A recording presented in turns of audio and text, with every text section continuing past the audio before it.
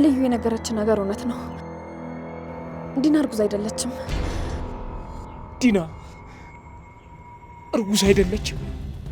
እሺው ምንድነው የምንላት? እና አብርሃም እህትና ወንድም እንደሆነ ነው የሚያውቁት። ለምንድን ነው እዛ ቤት መኖር የፈለገው? ቤርሲ ትባላለች።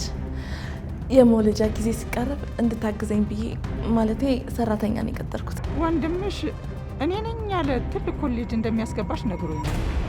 ስለዚህ አንቺ ቤርሲን ልክ እንደ ክፉ እንጀራነት ቁም ስቅሏን ተሳያታለሽ። አቢንና ልጄን ጠብቅልኝ። በመጥፎ ሰዎች ነው የተከበቡት። ሚስቱ ከነዛ ውስጥ አንዷ ናት አይደል? እናትሽ እንድትድንልሽ ከፈለግሽ እኔ ምልሽን ጸጥ ለጥለሽ ታደርጊያለሽ። የልዩም ጓደኛ ልትሆን የምትችለው የተገፋሽ ከሆነሽ ብቻ ነው። አሁን ደግሞ ምን እያቀድሽ ነው? ያቺ የተረገመች ዲና ገና ከመምጣቱ አስለቀሰቻት። ወንድምሽ ቤት ሳይሆን ጠላት ጋር ምትሄጂ እኮ ነው የሚመስለው። ግን ቆይ እስካሁን ድረስ ምንም አይነት ሴት አልጠበስክም? እኔ የምትማርከኝ ሴት ስሜቴ እንደተጫወትሽ እጫወትብሻል። እንዴት አድርጌ ከእውነቱ ጋር እንድትጋፈጥ እንደማደርጋት እኔ ነኝ የማውቀው።